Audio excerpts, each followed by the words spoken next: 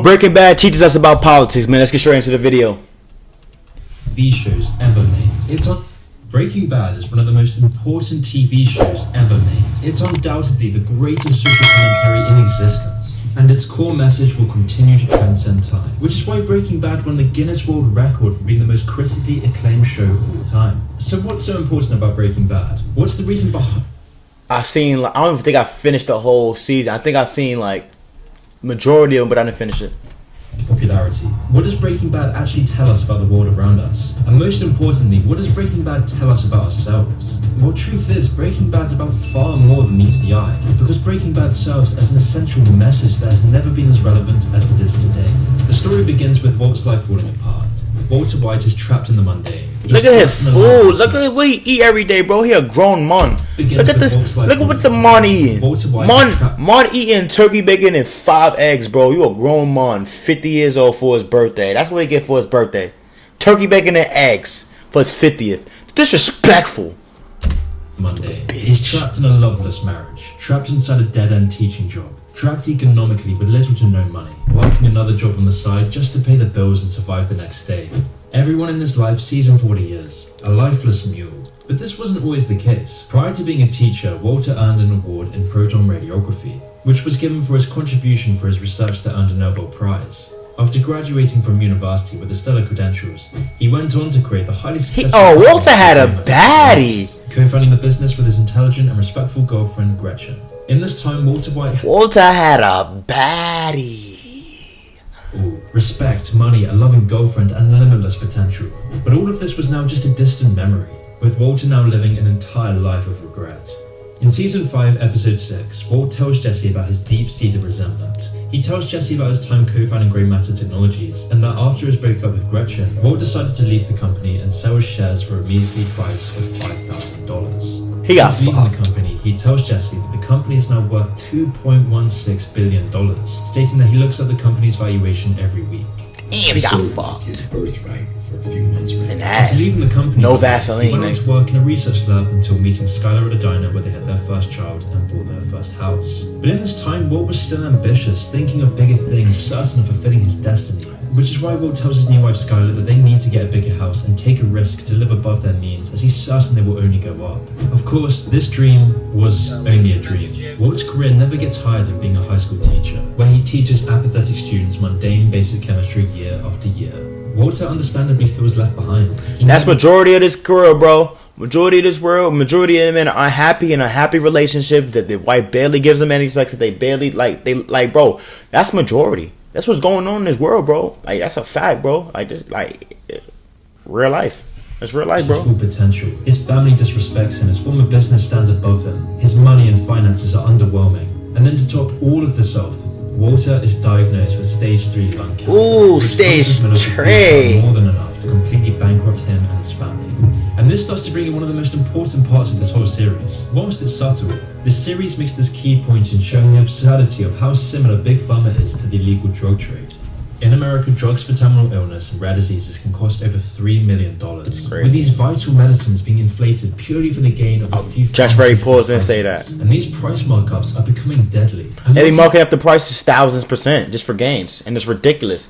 Then they get you hooked on the drugs. They get you hooked on it. They say, oh, you're sad. Take this. Oh, you feel like a man today? Take this. Oh, you feel like a woman? Take this. Oh, you're anxious? Take these. Oh, wait, you're sad today. Take these. Bro, and they get you hooked on drugs, bro, and then you're a bot for the rest of your life. Scary is that the FDA, who regulates Big Pharma, is now becoming regulated by Big Pharma. You see, the Food and Drug Administration used to be funded by the government, but today the FDA is funded by the institutions and companies it's supposed to regulate. Okay, so now let's break that down. The FDA gets funded by Big Pharma. So why would the FDA ban anything that Big Pharma does if they're getting the most of the contributions from them? Why do you think all these drugs are legal? Why do you think 15 to 20 years later, after you finish taking all these drugs, you get that commercial at 3 in the morning? If you or your loved ones have ever taken a drug, call 1-800, I am sorry. Like, bro, it's all a setup, bro. It's all a setup, bro. In fact, 45% of the FDA is solely funded by fees companies pay when applying for medical approval. And this has in turn led to the FDA to almost double the amount of accepted applications. And in diseases where there aren't many medical options, They double the amount of accepted contributions because 45% of all their income comes from that. That is crazy, bro. 89% of these applications were approved first time round by the FDA. Which 89. allows Big Pharma to have an extremely tight Pfizer. Oh, I'm not feeling too good. There's a common cold that's killing me. Oh, put your mask on. Y'all are bots, bro. Where the most influential businesses in America profit from the suffering of its customers. To the point where prices are so jacked up that a highly educated teacher with 2 jobs faces the very real prospect of going bankrupt. A prospect of leaving nothing to his name and family, just to pay the exorbitant bonuses of Big Pharma CEOs. It's exactly for this reason that Walt is put into a nightmarish conundrum. Get it by any means, Nick. Now it's time to get it. Money is equated to value. The wealth of an individual is correlated with the amount of value they provide to society. And money not even real. They print it. They print the money. So listen what they do. They got you working for this so-called money that they can create out of thin air. That's not a slave. Let's not get into. However, when it comes to drugs that save human life, does the same standard hold true? This is exactly the question Breaking Bad works to answer. And it's also why Breaking Bad's first season couldn't have been produced at a better time. Breaking Bad was first produced in 2008. Right, the financial exact same crash. year as the financial crash, where the banks got bailed out and the bubble was inflated. Oh yeah, they bailed the banks out. And the people paying the price for this was they bailed the banks out. But yeah, Flint still has dirty water. While at the same time, the public's wages stagnated. Which is or let's send billions of dollars to Ukraine. Or let's wipe out $50 billion. Let's wipe out some of the student loan debt. Bro, it's $1.7 trillion of student loan debt. They wrote a $1.7 trillion pandemic relief bill, bro. They can wipe out the whole student loan debt, but they don't want to. Yeah. Middle-aged man at this time. Walter That's is a fact. Overworked, underpaid, can't afford a doctor, can't afford a family, all while the people at the top are indifferent. Hey. Walter is unable to afford a standard of living that provides him with basic dignity. Embroiled in debt, no savings, no money, living an atomized, transient, lonely life with just a few months to live, Walt is now thrown into the abyss. This is all a recipe for radical change, because nothing matters anymore. Look at him getting a little HJ. Down on him. Yeah, getting a little HJ for his birthday. For radical change. That's what he get. That's the highlight of his life. A HJ from his wife. Come on, bro. Come on, bro. What man want to live like that? And death is imminent. At this point, there's nothing left for Walter to lose. Did you know that there's a simple combination? What man want to live like that, bro? What man want to live like that, bro? That's not a life to live, bro. I'd rather be in jail, bro. Commonly associated with laxatives. Gangster, bro.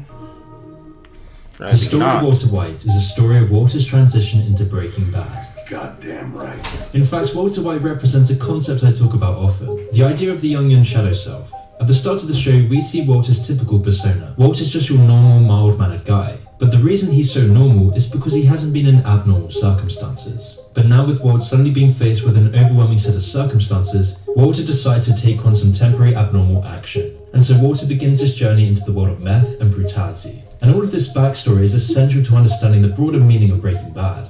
Because the transformation of Walter White throughout Breaking Bad is a warning that every member in society can become evil in the right circumstances. You watching this right now could very well become a tyrant. You could easily become the monster you hate. And this has been documented in the real world so many times. One of the most famous examples of this was the book called Ordinary Man. Ordinary Man's this book about German policemen in World War II. These police were sent into Poland in the war, rounding up stadiums of people and shipping them off on trains, where these policemen would commit the worst atrocities imaginable. It was so bad that these policemen would become physically ill by what they had to do. And yet the most striking part of all of this is that they had the choice to not do it. They didn't have to do any of this, and yet they consciously chose to. The book highlights the very real way you can end up in this evil place just one step at a time. It shows how these awful events like those in World War II can't just be understood as historical facts, because instead, we need to understand the casual pathways towards this transformation, because all of these evil atrocities happen at one step at a time.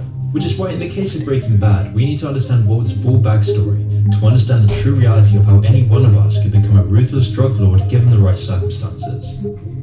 Shout out Walter. First tiptoes into the drug trade when his DEA brother-in-law, Hank, invites him on a drug bust. There, he sees his former student Jesse Pinkman running away from the scene.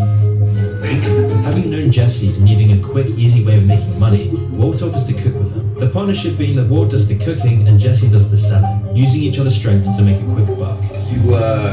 You wanna cook crystal meth? You wanna cook crystal meth? Convincing the two begin working on their first batch. This is Walt's first step into Breaking Bad. Walter is outwardly rejecting any handouts from his former business partners, all to earn a big amount of cash and respect before he dies. But in this time, Walt is incredibly naive to the criminal world and sees criminals as rational humans he can talk to with respect. But this doesn't last for very long. After Jesse Pinkman sells the dealer Crazy 8, Crazy 8 lures them out and threatens to kill Walt and Jesse and steal their formula. To survive this nightmare scenario, Walt creates a poisonous gas to escape, although somehow Crazy 8 narrowly survives the gas. So now Walt is faced with his first major moral conundrum. What possible choice do you have at this point when you have a drug dealer who wants to kill you and will kill you? There's only one option. Take him out. Jesse and Walt flip a coin, and sure enough, Walt is now forced into killing Crazy 8. As you'd expect, this moment taints Walter's soul, and the transition into the shadow self is underway. Because not only is Walt cooking drugs and being involved with the death of Crazy 8, but Walt is constantly absent, he's lying to his family, he's hiding his cancer, his relationship with Jesse and his whereabouts. Walter caught his first body. This brings about exactly what he's trying to avoid. His lies are breaking apart his family. And with the trauma of Crazy 8's death, this whole situation is becoming too overwhelming. So Walt decides that for now, it's time to stop this mad fantasy. Maybe he should just accept his fate as a meek, mild-mannered, docile man. So Walt ignores Jesse's suggestion to keep cooking and goes back to his Oh, y'all think these niggas at the top, all these billionaires and millionaires, do you think they did it 100% legal? Y'all wildin'. You crazy if you think they did it legal. Bro, come on, bro. You see what Pelosi and them doing. You know what Joe Biden and them did back in the early 2000s. Like, yo, bro, these niggas is crooks, bro. They just on the other end of it. Like, that's all it is, bro. It's the game, bro. It's all the game, bro. It's this game of life, bro. You got to play the cards that you was dealt and play it right, man. And sometimes you got to break the rules and, you know, just try not to get caught. Facts. But this is a hit to his ego and his pride. He's back to the milquetoast life he was so desperate to escape. Back to having no control. Back to being just another consumer. With these feelings and the money starting to come in from the last cook, Walter can't help but quickly dip his toes back into the underworld. Yeah, go get that money, Walty. After Jesse finds a new distributor, a psychotic and evil distributor known as Tuco. After Jesse goes up to him to he was the best one. I remember that name. Beats up Jesse and steals his batch without paying any money for it. So Walt makes the conscious decision to go back and finish the business deal. What a savage! Money in compensation for what he did to Jesse. After Tuco laughs and threatens him, Walt blows up his entire building. This is the moment we get to see a milquetoast, mild-mannered man merging into his shadow self, releasing all this pent-up rage, aggression, and repression into finally becoming someone he respects. Yeah, Walt. Yeah, Walt. With death cooking in the background and his unfulfilled life awaiting him, Walt's able to bring his shadow self into reality through the persona known as Heisenberg. This shadow self is manifested through all of Walt's life. All the sacrifices Walt made for other people to like him, all the humiliation, all the fake smiles, all the facades, all of this is bubbling away at Walt, having his business ideas taken away from him, having other people take credit for his genius, with nothing ever going his way. For most of Walter White's life, he has been a pushover. And Walt, like many of us, thinks that being a pushover is a good thing. Like most men nowadays, most men feminine. White confuses harmlessness with morality. But just because you can't do damage doesn't mean you're moral, which is exactly what we start to see in Breaking Bad. Because the show highlights the very real way that harmless people, pushover mule-like people, are far from moral. Angry because you're doing your best and you're trying to get along with everyone and nothing ever goes your way. Well, it's because you're a pushover. Just because you can't do any damage doesn't mean you're moral. It just means you don't have the capability for mayhem. And that makes you a pushover. Pushover. You can't say no to people, and you'll go along with the crowd. Those are the most worst people, bro. You can't say no. Stand up for yourself. You a man. A man them don't want to stand up. So you pushover. You can't say no to people, and you'll go along with the crowd. And then if the crowd does something particularly pathological, which it's liable to do, Facts. you won't be able to resist it. And that's exactly Slave what mind. He's The always definition of a slave mentality. He's manipulating those around him in mild ways. He's even hiding his disease to his family out of cowardice, with Walt doing all of this just to escape confrontation. But in the criminal underworld, Walt takes on the alias Heisenberg, which allows him to be the man he never was. His testosterone increases, his attitude changes because Walt is becoming a new man. A man with a mission, a man with respect. Walter White is morphing into assertive man, taking what he wants and saying what he wants. With this aggressiveness coming out to those around him and his students, it's a very stark contrast to the beginning of the show, because Walter White is finally breaking bad. Shout out, Walt. Goddamn right. You goddamn right, I'm Breaking Bad. You goddamn right. But before we continue the story, I want to tell you about today's sponsor, Blocker X. I don't want to hear about him. Videos by now, I'm sure you already know how. Scene with his encounter with Gretchen, where Walter releases his repressed anger at Gretchen. A sudden change to the friendly mild man of front he was so accustomed to putting up. Yeah, F Gretchen. Nigga, she left you, nigga. She a sleaze. She a lag, nigga. F Gretchen. She's a lag. With him aggressively telling her to leave him alone. Similarly, in another scene, Walter is brutal with his failing student, telling him a fail is a fail, telling the student that he doesn't care for the consequences of his own failures. And in the underworld, Walter's quick to capitalize on any opportunity, no matter the morals behind it. Gotta get that shmoney, nigga. For example, when word of mouth spreads that Jesse was the one who killed the meth head who robbed Skinny Pete, Walter uses this opportunity to gain more power, reputation, and money for his primary goal. And again, this is seen with Walt's willingness to kill Badger in prison after his lawyer's suggestion, highlighting the newfound ruthlessness that has saturated his psyche. Walter White's descent into the shadow self perfectly mirrors the descent of those discussed in Ordinary Man. In this book, the author makes a key point in showing how in every society across cultures, religions, and epochs, people always seek career advancement. In every society, the majority of people will act awfully. They will be evil. They will engage in disgusting behavior in the name of progress. The book concludes that about 85 to 90% of people will, when given a sufficient position of power, carry out any action, even if murderous, in order to fulfill the idea of improvement. In the book, this moral action comes with shooting unarmed civilians to ensure the progress of the German nation. But this example isn't some anomaly. The Stanley Milgram experiments found that most people would commit and inflict physical pain on another human if they thought it brought security by following orders. Answer is next. 300 volts.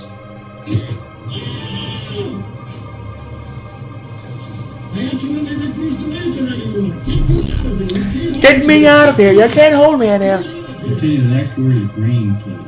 Green, fries, hat, eat, apple. The rare people who didn't commit these acts were those who had integrated their shadow and persona self to become a grounded human being. So if we use this knowledge, the idea of Walt shrugging off his moral framework starts to make a lot of sense. Now, in this point in the series, Jesse is scarred by the death of the meth head who robbed Skinny Pete. And added Yo, Jesse, stop it, Jesse. Stop it. You was breaking into houses, bro. You a criminal too. Don't do that. Don't do that. Don't start having morals now, Jesse, nigga. Don't do that. Don't do that.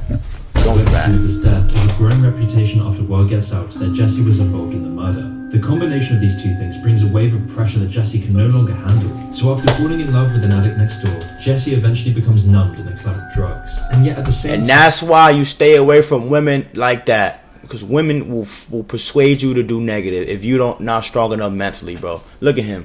He was doing good, getting to that money.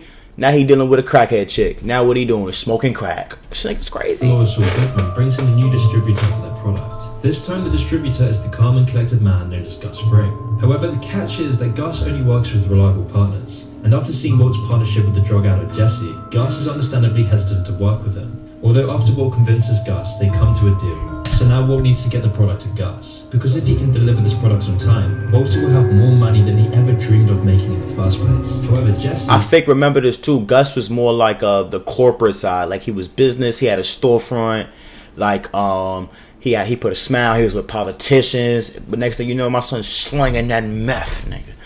Less and less reliable, falling into a drug spiral with his addict girlfriend, with Jesse's girlfriend luring him away from the business and into a new life far away from home. She wants to escape with Jesse and threatens Walt's whole plan. So when it comes to the there was always a chick, bro. Deal himself. When Walter arrives at Jesse's, he sees Jesse and Jane passed out on drugs, with Jane vomiting and suffocating in a drug-induced haze. And then added onto this, Walt's wife births their new child. This whole situation is the perfect conundrum that represents Walt's character. Does he care more about the new life of his family and the life of Jane, or is he more interested in business and money? Get that shmoney, Walt. Walt's absence of action in both of these events.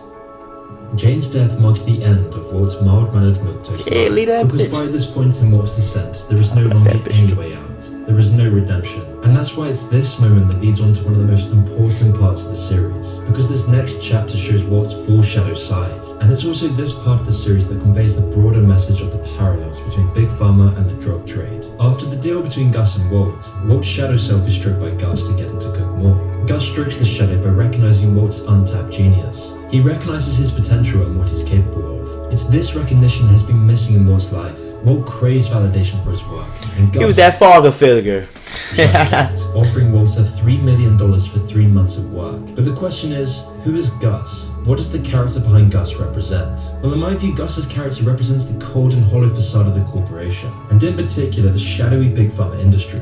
While Gus is obviously not trading legal narcotics, the structure of his corporation has a very similar framework to Big Pharma, which is why Gus's corporate attitude to narcotics is kind of scarier than the thuggish dealers we see up until now. Professor David Pearson examined this connection between Gus Fring and neoliberalism, the sort of capitalism we've been subject to in recent years that has led to the most atomized, meaningless, nihilistic, empty era in history. And Gus represents this attitude where nothing is more important than maximum profits, where to achieve maximum profits you have to be as bland as possible, as fake as possible, and as ruthless as possible, where there is no emotional identity, just pure greed. I mentioned at the start of the video about Big Pharma's influence over the FDA, and how the regulators of Big Pharma are in fact on the payroll of Big Pharma. Well, this all corresponds directly with Breaking Bad, where those who are supposed to regulate monopolized criminals like Gus are in fact on the payroll of Gus. Bro, you can't even trust the FDA. You can't even trust the FDA, bro. Like, you can't trust them niggas. Bro, they're not a non-profit. They're a profit organization, bro. They get like The DEA is being closely allied with one another, just like Big Pharma is tied to FDA regulators, the government, and media. This is because to operate such a monstrous empire that feeds on the misery of untold millions through chemical dependence, addiction, and exploitation, you have to have this plastic-friendly and empty front if you want to survive under the radar. Facts. It's exactly this framework that led to Walter becoming a drug lord in the first place. It's the model that threatened to bankrupt a regular high school teacher and his family for the sake of greed. Now, on the surface, Gus is just a benevolent philanthropist. He's a model citizen providing jobs and security for hundreds of people. But the bottom line is Gus is only doing this because it's best for business. Which is why the show always highlights this divide between his warm public persona and his cold inner mind. he was a savage. To convey this duality, we see the fake smiles that don't reach his eyes. It accompanies his consumer-friendly speak and PR campaigns, which Gustavo. is a cold profit-ridden agenda. It's the same dog-eat-dog attitude that has saturated our economy, manifesting the dot-com bubble, the 2008 financial crash, the opium. He had the front. He had the front, bro. He had the front. The great image in the background. Hey guys, come to my business. Hi. That nigga slinging meth, bro. Like, And now our current economic stagnation and massive levels of inflation. I don't know, man. Furthermore, Pearson points out that meth is just another drug that fuels the neoliberal fetish for productivity, because most performance enhancers are legal. Caffeine, energy drinks, steroids, Viagra, and prescribed Adderall, which is pretty much meth in itself. So in the end, what is the moral difference between Big Pharma and Gus's empire? There's hardly any difference between Nothing. the two in terms of collateral damage done to society. Nothing's Gus's different between him. prosperity is all- Nothing's different between him and the company Red Bull. Nothing's different between him and whoever created Adderall. Nothing is different between him and coffee. They're all addicted. They all can, like, it's nothing different for him. Just one is illegal and one isn't. Like, that's the only difference. And who made it Consumer illegal? Employee well-being is always last, which is why the ruthlessness That's the and real predatory question. actions we associate with crime isn't actually associated with drugs, but more with the business behind it. Gus represents the danger of this neoliberal model of thinking. Look at them. Look what's going on. Now we gonna let this ad fly. Look what they promoting. Death. Fast food. You eat that, it's gonna take years off your life. Heart disease, cardiovascular disease, heart attacks, diabetes. Like, come on, bro. And this is what they just promoted. You see what they did, bro? I can't control that. I couldn't control it at all. Like, it's an agenda, bro. I ain't gonna lie to you. I ain't gonna lie to you. When Walt sees Gus's new lab, it seems like a success to Walt. The lab's pharmaceutical, it's industrial and secure. Because Gus treats meth like any other product or commodity, meth is just another investment. This corporate veneer perfectly Just hides another away part the of the destruction business. the product to its consumers. It's almost as though Walt is back to running his old grey matter business. And over the series, Gus continues to play on Walter's deep-seated shadow side. He understands the character of Walter and his descent into the shadow. Gus wants Walter to continue his descension by luring him into becoming a full-time cook. He plays on Walt's shadow by using his psychology against him, telling Walter that a man provides for his family, that a man does this even when he's not respected or loved. He simply bears the mark. He doesn't. proving to Walter that he is the great man he was destined to be, and that Walter can be the man to bring his family to new heights of prosperity. Gus strikes at Walter's shadow perfectly. It seems as though Walter is still motivated by his family and that his shadow side is only used as a survival mechanism. But deep down, Walter can't hide away from the fact that he's in too deep. He knows he can't escape his past actions. He knows he's losing his family, he's losing his moral grounding, and now he's losing his sense of self. So in an effort to end his pain, Walt attempts to end his life before things get out of hand. As by this point, Walt's life is spiraling out of control. Walter explains this perfectly in the Fly episode, where he tells Jesse that he had the perfect time to die and become the hero for his family, and now he's just the villain of his family's story. Just like the ordinary men in Germany who would drink themselves to near death, who would vomit and commit suicide after committing so many atrocities. Because like any human being, the more extreme your shadow self, the more this internal pain catches up with you. And yet these men like Walter continued on with their actions anyway. We continue to see the shadow side later on in the series. For example, we clearly see this with Walt's indifferent attitude when he murders the killers of Thomas. Whilst this killing does seem justified, considering these men shot a child, it's his brazen attitude to murder that cements his shadow self as his primary persona. This shows that all the reservations to murder that he had at the start of the show is now fully dissolved. It's the same reason his murder of the innocent cook Gale is done so without any hesitation. However, the real change begins to happen around season 4 episode 9. After all the lies, the fights, the manipulation with Jesse, after all the deaths, and now with his life threatened by Gus, Walter can't help but have another mental breakdown, admitting his mistakes are starting to catch up with him. Because his actions, his shadow self, his character is bringing him to a place far worse. That nigga Walter always having a breakdown, cuz. Whilst at the same time, Gus's repeated death threats and use of brute force to all those in his way symbolizes the dissolving of his fake friendly facade, where we see the real Gus, a man, a corporation who would remove anyone in his way as long as it ensures his own success. Gus's fake smiley public persona is just hey, listen, it's business, never personal. Like all these other mega corporations feeding their poisonous junk into society, like Coca-Cola's cringy fake happy songs to sell their toxic. Look who just had an ad, Burger King. Come on, y'all, they killing us. Or like Apple ads telling you to think differently whilst also working to stifle any free expression. Because Coca-Cola doesn't want happy, healthy children, just like Apple doesn't want free-thinking individuals, as none of this is good for business. And so when pressure starts to damage these profit margins, the smiley happy faces are quick to dissolve. With the DEA on Gus's case, a war between the cartel and infighting between Gus's workers, the true face of Gus starts to show. And with Walter realizing he's Gus's next target, Walt's shadow self grows exponentially for him to survive the whole ordeal. We see this through Walt poisoning a child to get Jesse back on his side, where Walt puts his innocent neighbor's life in jeopardy, and then of course Walt eventually blowing up a nursing home to destroy Gus. Walter has gone so far into his descent that he's at a point where he would willfully destroy the lives of untold people in a nursing home to ensure his own survival. By this point, Walt was now the man he feared, giving us a good insight to what's been forming inside of Walter, a pure monster, while at the same time, Gus's final moments are marked by his two faces, his corporate tie-adjusting orderly side. That's fire. Look how they did that, though. So this is his corporate side, this is the face, this is the guy that's in front of all the TV shows, the commercials, sitting down with the politicians, and the other side is street gutter hustling meth, nigga. Side, and his empty, hollow, and monstrous side. These details perfectly capture who these characters are beneath the surface, and even more importantly, how destructive their archetypes are in the real world. Now, all of this brings us on to the final part of the show. Following the death of Gus, Walter has undoubtedly broken bad. He's no longer recognizable as the mild-mannered mule of the first season. Walter is now absorbing Gus's persona to further cement his own power, as Walter is now the kingpin of the business, which is conveyed through his body language and attitude. Yeah, His family is tearing up in the background. But this doesn't matter anymore. The initial point of this mission is now just a distant memory. Because Walt's repressed desires, his repressed beliefs and wants are now finally fulfilled, Walter is finally in control. He's made the millions, he's earned respect and recognition for his genius. And most importantly, he's now feared. The man who sold his shares in Grey Matter is not the same Walt we see now. He even has the opportunity to sell his empire for $5 million, but this doesn't even faze him. As Walt tells Jesse, he's no longer in the meth business, he's in the empire business. This is why his business now puts him on the same level as those he so despised. And That nigga said, I'm in the empire business, his family and friends niggas. are absent, and his old identity no longer exists. Walter White is no longer living a repressed shadow fantasy. Walter White's identity is the shadow. That's why he can now ignore things that would have tainted his soul before. Like, for example, the murder of the boy who witnessed the train heist. Because like Gus, Walter only cares about what's best for business, no matter the consequences. Like Gus, Walt removes his employees without a second thought. Walt's ensuing murder of Mike business, Miller never is personal. a stark contrast to the Stanley Milgram experiments I mentioned before, where over 80% of participants would inflict near-death levels of pain if they thought it would be best for their own sake. These people would even hear the screams, they'd hear people having heart attacks and still continue to inflict pain without any emotion, with their only reasoning being they'd be better off if they did it. So as Walter looks outside of his window, he's able to remove any sense of remorse as his actions are simply what's best for his own sake. But with his cancer diagnosis coming back and being reminded of his ending life,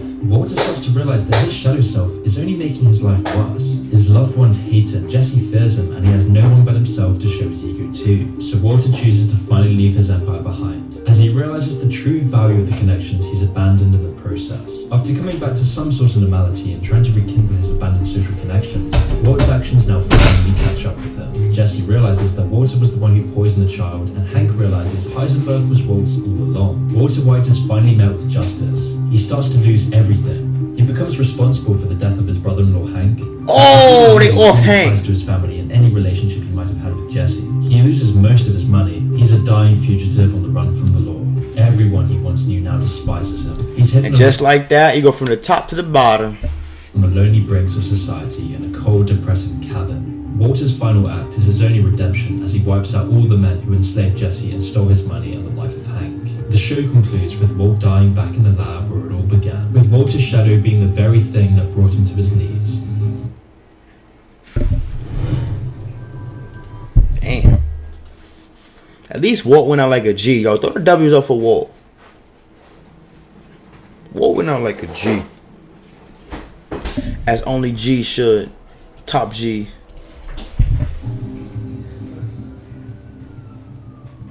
It's all these accumulating events under his Elias Heisenberg that seems to represent this catharsis from the soul-crushing, bland, and mundane life of before. It's a reaction, an explosion of repression from his underwhelming and unfelt existence. Even before his diagnosis, Walter was always sick. Sick by following a path of untrammeled rationalism, pettiness, vindictiveness, and bottom-lineism. It was only after his diagnosis that Walt realized how long he'd been sick, so his whole psyche began to produce antibodies in response to his underwhelming character. Heisenberg was just this enormous effort at self-healing. All the violence, power, and money, what does this all have in common? It was a rejection of his weak, timid, and cowardly character through a reversion to his shadow side. He had to run away from his sterile existence, and the only way he could get away from it was a return to what was untapped, becoming the infamous Heisenberg. A merciless man. Ordinary Men parallels this exact narrative, where free-thinking ordinary people in society would willfully turn into the monsters they feared, all one step at a time. Poor Walt. We should never forget the atrocities of the 20th century, because these atrocities were a warning. We can't simply stop at remembering these actions as historical facts. We have to understand the pathways that led to these atrocities in the first place. And so it all starts with understanding the perpetrators of these evil acts. To understand how societies would suddenly transform into being these nightmarish dystopias, we have to understand the transformation of these ordinary men who become evil monsters. The message of Ordinary Men and Breaking Bad is to show that this is what human beings are like. You can think to yourself right now that you could never be a Walter White. You can never be a ruthless monster. Oh, I never said that. You can think that you'd never be the one inflicting untold pain onto another human being. Oh, I never said that. Told you. You could think that you'd never be the German guard committing these vile atrocities. But the statistics say otherwise. You probably would do the same, and I'm no exception either. I mean, statistically, almost all of us would. Which is why we need to understand the shadow within us. We need to understand what's repressed inside of us, the monster that's bubbling under the surface. Because only when you integrate your shadow can you be sure of your character. Only then can you build a strong moral foundation that will guide you through a virtuous life. The character of Walter White is probably the best portrayal of a man who never amends his dark side, whose shadow side causes him to spiral out of control. Carl Jung, the man who coined the idea of the shadow self in the first place, used to treat his patients by paying more attention to their future development than their past actions. To do this, he tried to figure out what his patients' mental symptoms symbolized. And that's something which has been all too lost in modern political discourse, where we blame the symptoms that lead to destructive action rather than blaming the roots of these symptoms. We prescribe drugs to treat symptoms rather than integrating and understanding what's behind these symptoms in the first place. We study historical facts rather than trying to understand the causal pathways behind them. Carl Jung explains that no one is inherently good or evil. We all have a shadow we keep locked within. Under the right circumstances, the shadow may manifest itself, clouding our judgment or perhaps guiding us down that behavioral path. Walter White's shadow was a prideful, greedy, and angry one from the beginning. He had put a heavy lid on his shadow, or at least that's what he thought. Shout out It Walt. just took the right amount of pressure for him to discover, integrate, and fully embrace his shadow self. So perhaps we should start looking at our own selves and what guides our actions. And maybe we should start to attack the roots of our social problems rather than always taking temporary mitigated action. Getting paid to learn how to code. 12 weeks ago, I was Oh, shut up, lady. not kidding. Shut up. Poor Walter. I ain't gonna lie to you though. Make sure try to warn you. I fake want to watch this. How long was it? 23 minutes? Not today. I'm gonna need 20 likes on that last video, and we gonna tap into the Matrix. Tried to warn you, y'all. Cause the Matrix really tried to. Cause most of y'all niggas is blue pill. Y'all gotta take that red pill and open it up. And we ain't even gonna get into that. We ain't gonna get into that. Shout out Walter, bro. Like, you can't even really be mad at Walter, bro. He was backed into a situation that, you know what I'm saying, it was either get some money or die. And like, nigga, what you want Walter to do? Not be great?